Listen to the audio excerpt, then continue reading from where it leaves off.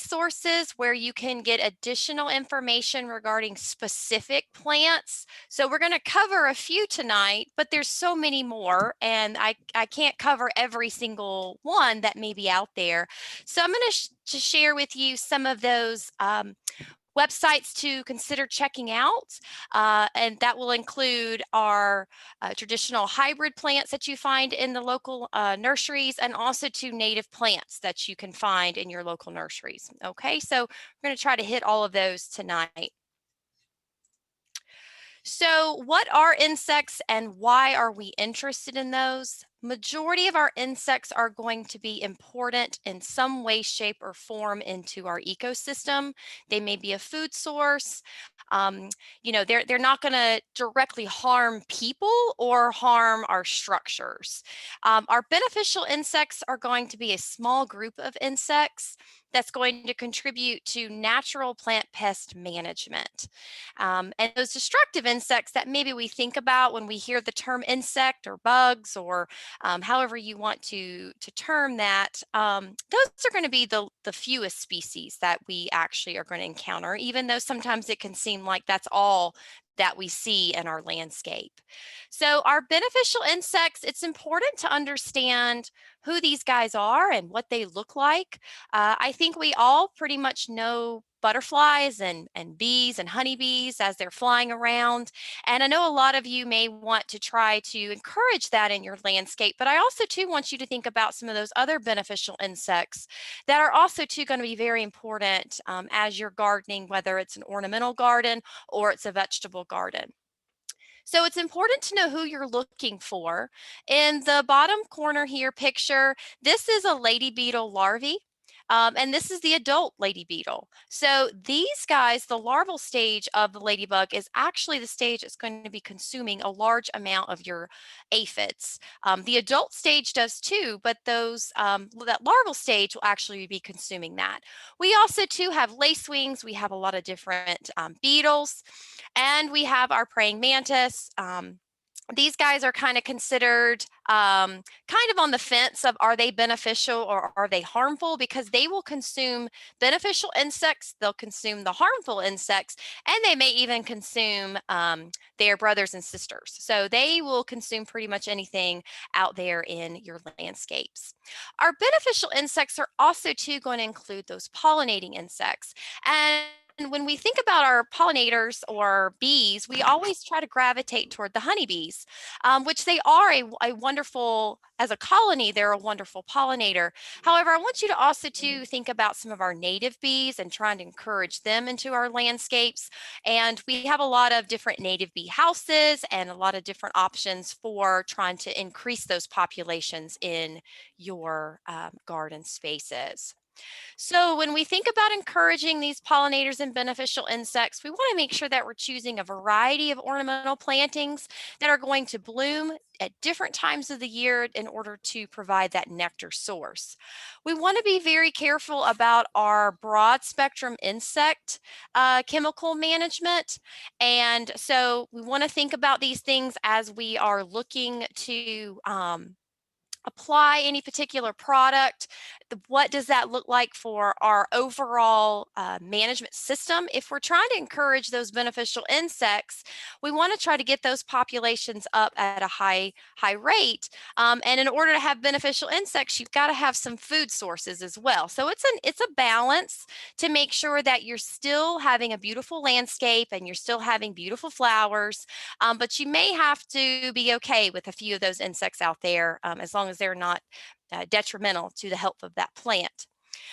Just keep in mind that even if our product is labeled organic, if it's labeled to be target insects, then it's going to be something that is going to target those insects. So while it may be an organic product that may be considered a little bit better or safer, depending upon your situation and how you feel about that, then of course that will be something that you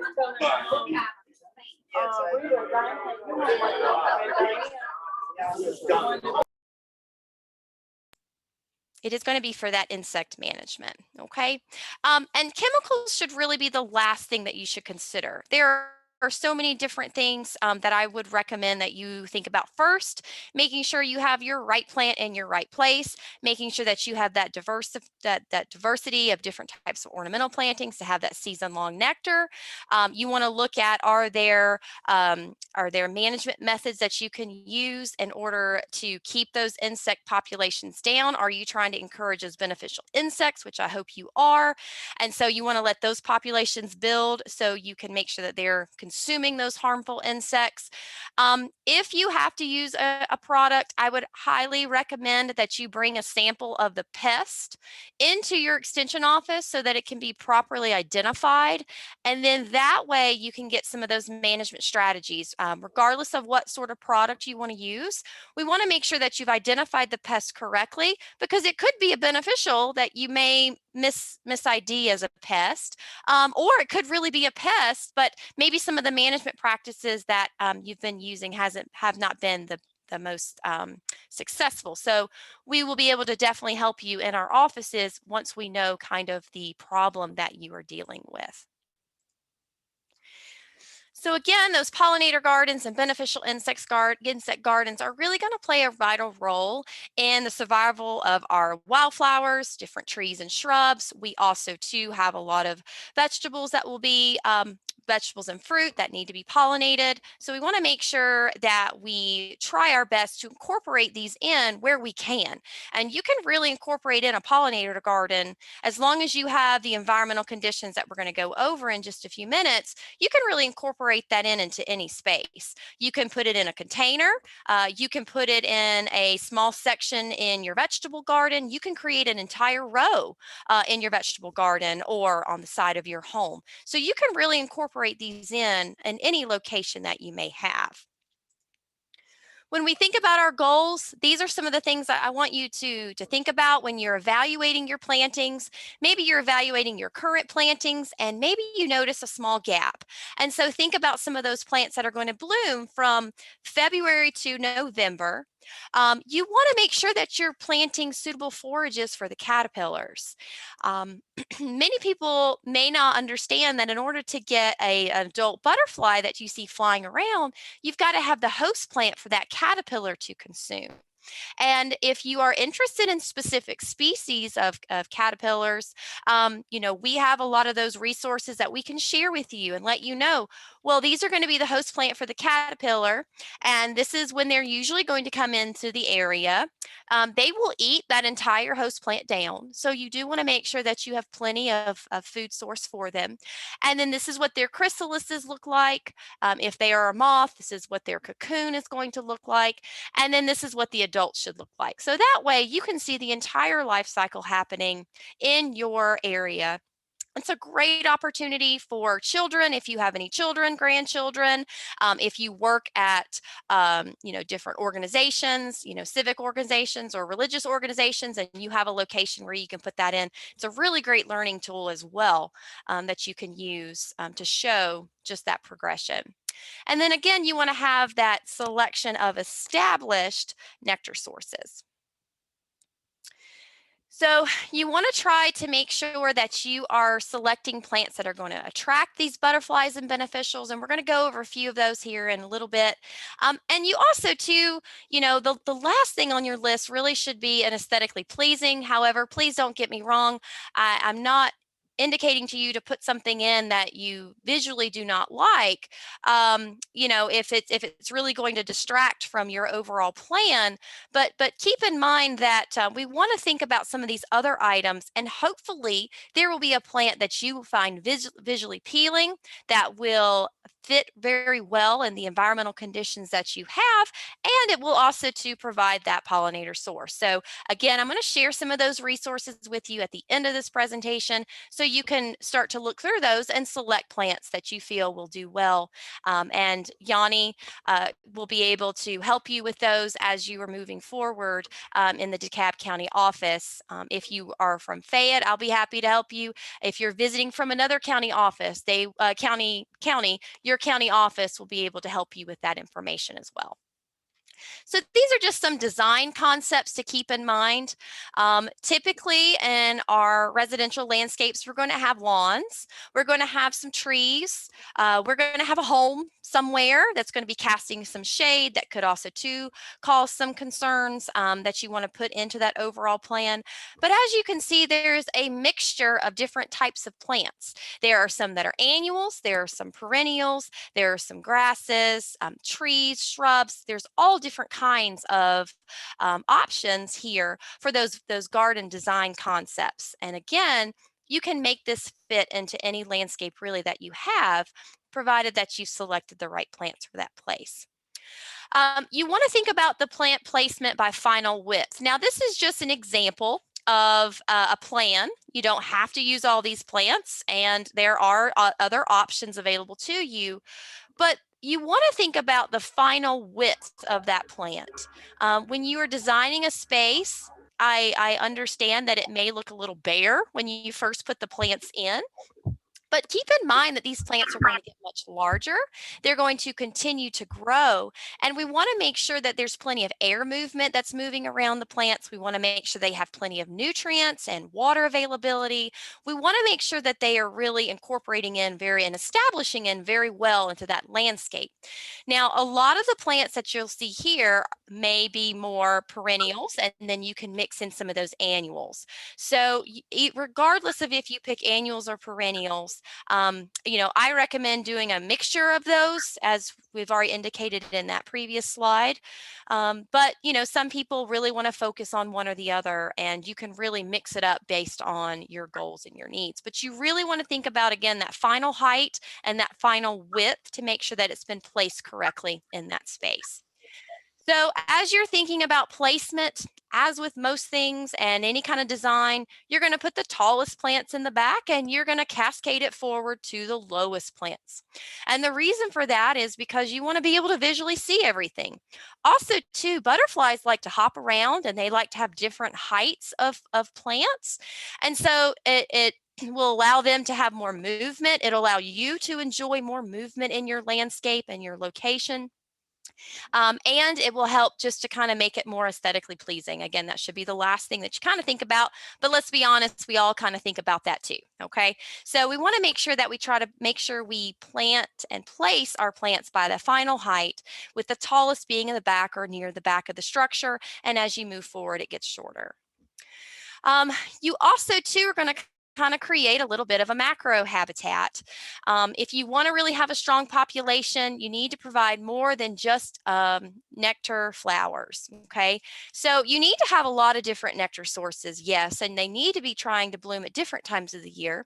But you also too are going to want to have those forage plants. You're going to want to have some soil salt sources.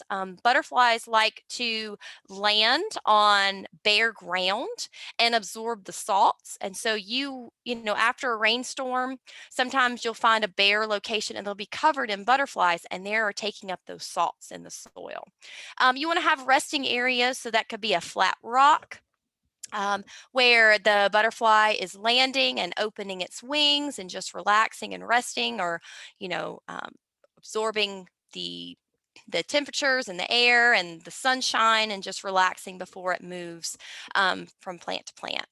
You want to have open roaming areas, and then of course a water source or moisture. So some Um, of those nectar sources, Kim, yes. sorry to Uh-huh. interrupt. Can you go more details about that soil salt Yes, I'll resources? get to that in just a second. Thank you, Yanni. Okay. But the nectar sources, again, there are many different options that are listed here. And you may not think anything about those hummingbird feeders, but the butterflies and the bees and things like that may be visiting those as well. You do want to be careful though with the sugar sources. You want to try to make sure that you're using more plant life as the best you can, but this could be an option for you as well. Rotten fruit and tree sap. Rotten fruit, you can have a shallow dish, and that rotten fruit could be just from your your refrigerator, you cut it open, and you allow it to sit out there. Now, of course, when you put out things that have a sugar component to them, you will get more than just butterflies. You may have some other bees flying around, things along those lines. So be mindful of that and make sure that they're in areas that can support that and be okay in your landscape, and not right next to the front door if you're concerned about that. This is a sunny space for, soaring and roaming. Um, for some people, you may not have a ton of space, but you can try to have that, with just an open location. Maybe your lawn is considered an open, sunny space for them. If you have a vegetable garden and you're putting in a row of cosmos, that's something there. If you have a big field that you're putting in a cover crop or some other kind of ornamental, that would also to be an option potentially to put that in. So those beneficial insects are essential.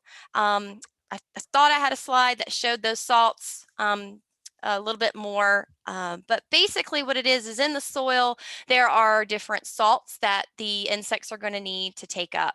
And so you can leave an area. So for example, let's say that you have a space that you're putting in your pollinator garden, and you're covering up the ground with mulch because you want to try to make sure that your soil maintains its moisture, it looks nice and clean, and also too, you can manage some of those weed pressures and things along those lines.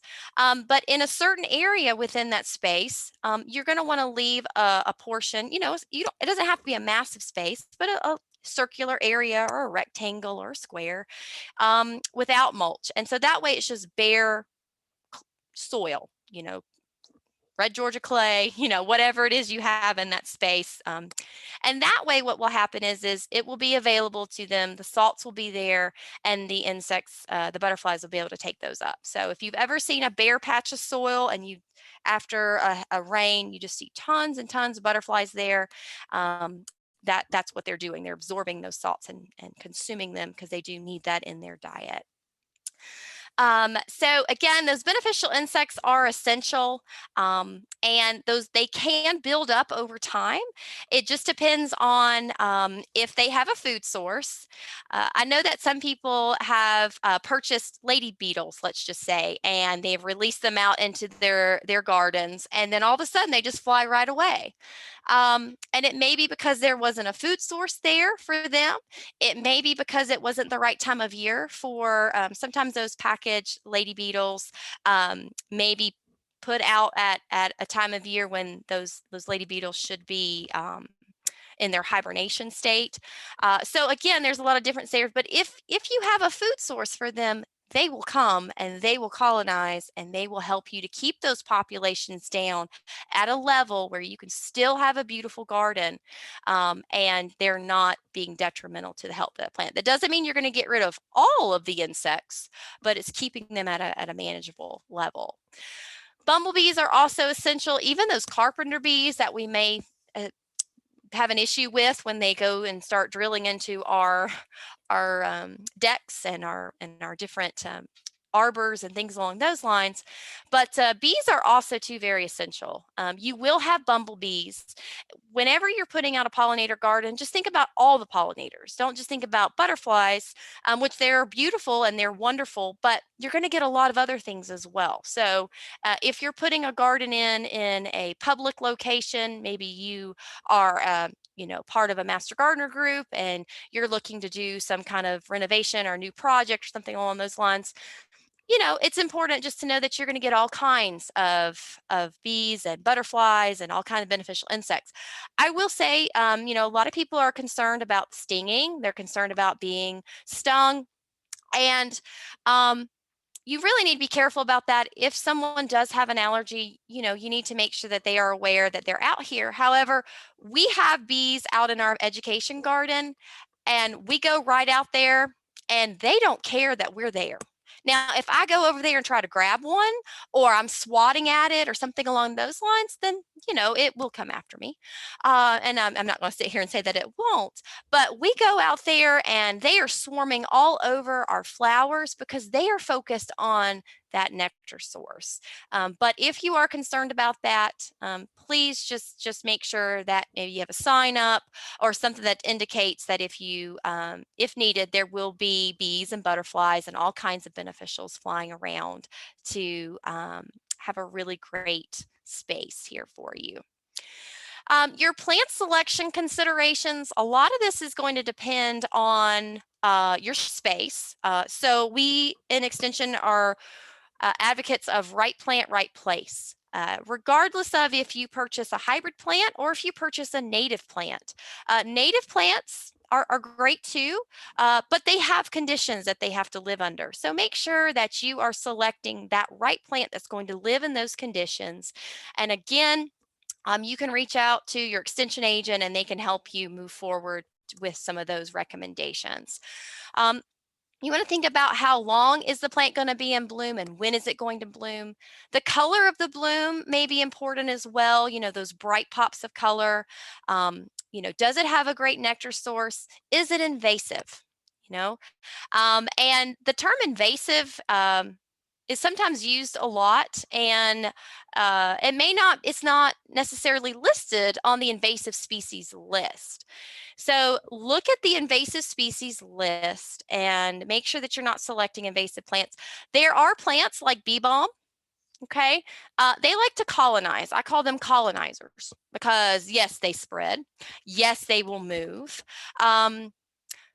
For some people, they may consider that invasive, others may not, but there are some native bee balms, and the goal in a pollinator garden is to have a lot of flowers and to have a lot of those nectar sources. So you want them to take over, not be, troublesome, but you want them to have a really great size and spread and provide you with a lot of blooms. So that way you can then in turn provide a lot for your pollinators.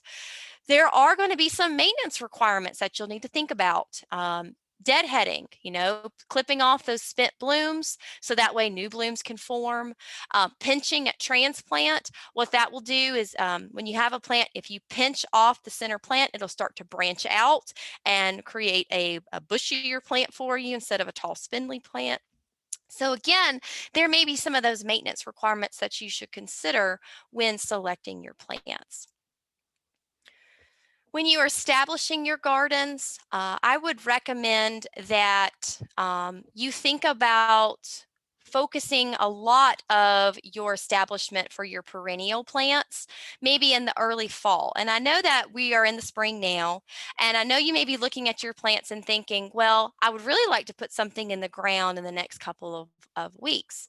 And you can do that. There are going to be a lot of plants that are going to come out. I would highly, though, encourage you to wait a little bit of time. Our temperatures are still kind of all over the place. Our soil temperatures have not reached 65 degrees and higher consistently yet. And who knows what our weather is going to do. So if you've already purchased plants, you may want to consider leaving them in their containers and caring for them. If you've already put them in the ground, when we get really cold, you're going to need to go out there and protect them if we get cold again to make sure that there's not any damage there. But you want to make sure that you have a good development of your root system. And in the fall of the year, our soil temperatures are still warm from the summertime. We tend to get a little bit more moisture in the form of rainfall. And let's be honest, in the fall, it can be cooler for you to be out there and it's cooler for the plant. And so it's kind of a win-win. And because the soil temperatures are still warm, that root system is going to be able to grow and establish before we get hit with some of those cooler temperatures. And so it's going to be very essential for that. Yes, there are plants that you can put out now. You're going to be focusing probably on more of those annual plants, maybe a few perennials depending, but it would be great for you to really look at that space and really come up with a great plan. So that way, as you're moving forward, you can start watching the sunlight patterns as they move over your space. You can get your soil test done and make any kind of amendments for that space and really think about those plants, have plenty of time to evaluate all the plantings, find them, and then get them in the ground if they're perennials this fall. So annuals should be planted as soon after the last average frost day to allow for good growth and development. So we haven't hit that yet, and typically it's usually going to be after April the 15th. But again, our temperatures and who knows what can happen, but you may want to try to think about mid-April before planting some of those annuals. When you're going to establish, these are some concepts just to kind of keep in mind. You want to prepare the site well. Our perennial plants will probably need bed renovation every 3 years or so. And you may find that a plant didn't really perform well for you. And so that's a great time for you to take it out and replace it with something else. You do want to make sure you're fertilizing the beds. If you have not got a soil test, this is a recommendation, but I would highly encourage you to get a soil test done to evaluate that space for soil nutrition and for the pH. All of our plants, majority of our plants are going to be within a specific range, but we do have a few outliers, and we want to make sure that nutritionally speaking, the pH of your soil is ready to go for those plants that you select. So at the University of Georgia Griffin campus, they have a really great pollinator garden that they've put out, and they were doing some research, and this research is about 5 or so years ago. And they just wanted to look at to see what were the top 15 beneficial plant feeding attractors. And so these are some of those plants that you may want to pop into your spaces for those beneficial insects. Yes, you will probably see butterflies on them too, but that's going to bring in all those bees, bumblebees, those lacewings, lady beetles, things along those lines. So as you can see, there's different kinds of yarrow. There's different types of rudbeckia, which are also two, black-eyed Susan, brown-eyed Susan varieties there. That the rudbeckia is their genus name. We have some false sunflower and some coreopsis and some gara. Now, I will caution you with yarrow because we have grown a good bit of that. It's a beautiful plant. I really love it because it's got this feathery looking foliage and it's a gray-green color, but it does like to colonize in your spaces. So keep that in mind. It does stay green year-round. The foliage stays green year-round. And then, of course, the blooms are going to come in later in the season. Some additional attractors, again, we got more coreopsis, we have some asters, we have butterfly bushes, we have some queen lily ginger or some gingers. We have Joe Pye weed and we have some salvias. Now, Joe Pye weed, there are different ones out. We have a few different ones in our garden. We have the common Joe Pye weed, which gets really, really tall, but they have some shorter ones now that get to be about 3 to 4 feet tall, maybe even shorter than that. And so it can stay a little bit more compact than the parent there. But again, these are all ones that you should be able to find in your local big box stores. These are all hybrid ones that have been developed and released, and they did research on it to see what were some of those top beneficial and plant feeding attractors. And this research was done again at the Griffin campus by one of our extension specialists, Dr. Bodie Panisi, and her graduate student, Bethany Harris at the time. So our common pollinator species, again, these are what you're going to kind of see if you are out wanting to just investigate your plants. And last year with our COVID-19 restrictions, we had a lot of our Master Gardener Extension volunteers take pictures at their home and send us in images for our social media pages and things like that. And one of our volunteers had mentioned, I never realized how active my plants were. I went out there to observe and man, I saw all different kinds of insects out there. So if you just take a minute and look at a plant, you will see so many different insects out there and they're all beneficial. And there are some that are non-beneficial, but those beneficials are helping to target those. So again, these are just some of those different insects you may see. In the past 2 years, we've done a pollinator census in August. I'm hopeful that they will do another one this year, but I haven't heard any news yet. So this would be a great opportunity for you to utilize some of those plants you may put in your landscape to be a part of that research from the University of Georgia. So what are you looking for and what do they look like? We have small bees, bumblebees, and other bees. Okay, as you can see, when we get ready to do the pollinator census, we have an informative ID lesson where we identify each one and how they look different from each other. So that way, when you see them flying around and they land, you can identify which one is which. We have different kinds of flies and wasps. Again, these are very, very common out there, and there's a lot of fun to see them flying around. Here are some of those top 15 pollinator attractors. So the last 15 that we talked about were for those beneficial insects. And these are going to be for some of those pollinators. And remember, they kind of overlap, okay? And the plants are going to overlap too. So a lot of the plants that were really great pollinator attractors were also two really great beneficial insect feeder plants. So we have those catmints, angaras, different salvias, and agastache. Again, these are all hybrid plants that you can find. There are a few natives potentially mixed in here. But we have rudbeckias, different verbenas, a lot of different kinds of coreopsis. So you can really select plants that fit your visual appeal in addition to those pollinators and beneficial insects, because there's so many different color palettes, so many different options that you can really select from. I would also too encourage you to think about planting herbs.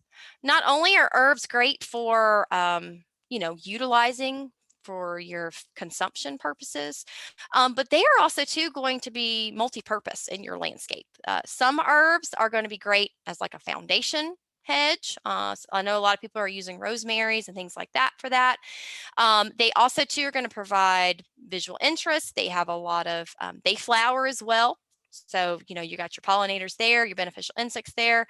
So they're kind of a win-win all the way around. And so you can really incorporate them in. Some of our herbs are not going to be for consumption purposes. They may be more for fragrance or for medicinal purposes. So make sure, depending upon what you want to select, that you use it appropriately. And we have a huge publication about herbs as well that we can send you about all the specifics. You may also too want to consider using cover crops in the off season. Right now we have crimson clover in our education garden. What cover crops do is they are great because they will help stabilize the soil. They also too can be a green manure, so you can till those right back into your landscape and they will help with some of that nutrition and things along those lines. But there's many different kinds. We have legumes like crimson clover, hairy vetch, and callipee. We also have different grasses and we have some buckwheat. With your cover crops, they will drop seed sometimes. So, you'll have to be kind of managing those, but they will help to provide maybe some nectar sources in the off season. Again, they'll help with that soil stabilization and just kind of help the overall environment as a whole. Again, this is just some of those benefits of those cover crops. If you're interested in learning more about cover crops, Bob Westerfield has a really great publication available on our extension website regarding those and the benefits of them and some of those options you may want to think about incorporating in. So I'm going to end today with just a quick take-home message, so to speak. Pollinators are beneficial. They are needed. And there's been a lot of outreach and a lot of interest in our pollinators. And we want to keep that momentum going. We want to make sure that we are selecting plants and trying to do the best that we can for our pollinators. Using integrated pest management practices can really help to increase populations and reduce those negative environmental impacts.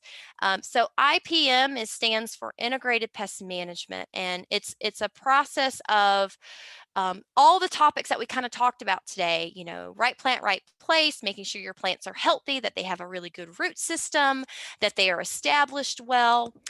Because when the plants are healthy and they are in the right location, they can pretty much, not 1000%, but they can pretty much kind of hold their own in the landscape. They can help themselves. It's when they are in the wrong location or they haven't been properly cared for is when you may start seeing some reduction in their vigor. And then when they start to decline, it allows those insects and diseases to kind of really come in and kind of take them down a little bit quicker. Of course, that's not true for every single plant, but in general, we do want to make sure that our plants are as healthy as possible. So for references tonight, this presentation is a conglomeration of many different publications, as well as PowerPoint presentations from our specialist. So again, Pollination of Vegetable Crops is a really great publication. That's by Bob Westerfield. We have The Beneficial Insects Contribute to a Healthy Garden. Those plant attractors and applying pesticides correctly. So any kind of product use, you know, you do want to make sure that you read the label. You are targeting it for the pest if you have a pest and you have identified it correctly. But please make sure to know that pesticides can negatively affect our beneficial insects when they are used incorrectly. And regardless of if it is an organic product or not, if it's registered to be used on those insects, it's going to target them. So please make sure that you're only using them when it's absolute necessary. And oftentimes, again, when we have that really good system working in our gardens, those beneficial insects will help to keep those harmful pests at a level that is still going to allow those plants to thrive. Okay.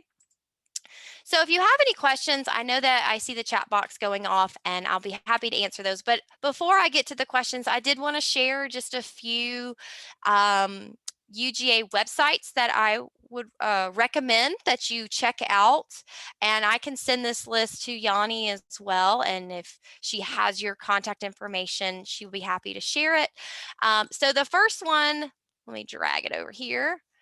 So the first one is from Extension News, and it's pollinators need more pollen and nectar here. So this is a huge publication Kim, here. Yes. we can't see the page you are sharing. Oh. We're still on your questions page. Oh, I see. I thought it was going to move it for me. Let me just move it.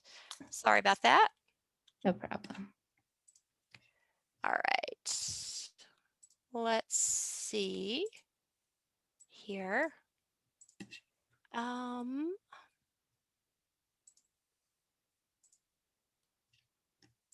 How about now? Yeah, I can see Okay. it now. So this is just a story that was written by Paul Pugliese, which is one of our extension agents, and Dr. Elizabeth McCarty. She is also one of our specialists with the Warnell School of Forestry. If you click here in these publications here, this eco-friendly garden, attracting pollinators and beneficial insects, this publication here is a wonderful presentation. Let me see if it's going to come up. Can you see that? You see the changes? Just want to make sure before I keep doing all this stuff and y'all can't see anything. So this is it. This is the publication here. Again, it talks about the different visitors. This is that research and trial garden here in Griffin that I was mentioning, where that research information came from. And they're always doing more and more research over time to try to get more information about pollinators and what plants are going to attract them, and you know what works well in the landscapes and things along those lines. Okay. And so at the end of this publication is a great list of perennial plants that were trialed at the garden, and why they were selected, what they used, and again, it's a really great publication there. Um, so that's the Bethany Harris and Chris Freeman and Dr. Bodie Panisi. Dr. McCarty, she actually has won Trees for Bees, which is if you're interested in trees and incorporating in trees that will benefit pollinators, she has one of those. We also, too, from our State Botanical Garden of Georgia, they are doing a Georgia Pollinator Plants of the Year program. So again, you can check out this website. You can go to botgarden.uga.edu and look at conservation and science and look at that pollinator plant program there. These are some of the plants that they have selected for this year. So the spring bloomer here is Conradia. The summer bloomer is sweet pepperbush. The fall bloomer is downy goldenrod, and our Georgia native is Eclepsias tuberosa. I think these are actually the 2020 selections. So again, so many different options here. I would definitely recommend that you check this site out. So this one is just pollinators in general. They do have a spring, a summer, a fall, and then of course they have that native that they're putting in as well. The other one that I want to show you is a really great publication specifically on natives if you're interested in native plants. And I like to mix in native with hybrids. Some people only want to do native, some people don't. That's your choice. I like to mix them in. But anyway, this is the guide to propagation and characteristics of favorite Georgia natives, 30 perennials for pollinators. Okay, so again, this is by Heather Alley. She's one of the conservation horticulturalists at this. Kim, probably we are not on the same slide. We are still saying the eco-friendly garden. Okay, I'm sorry. I don't know why it's not switching over. Yeah, I think they only sharing the single page, but Okay, that's yeah, not a problem. I probably can include all the publication you mentioned in Yep, the review email. I will send out a sure. review email to them. So this is that, can you see the propagation guide for the Yeah, natives? yeah, now Okay, I so can see it. this is that awesome guide by Heather Alley. So I would encourage you if you're wanting to incorporate in more natives with your current plantings, definitely look at that one. And let me pull my other slide here. This is the, sorry about that. This is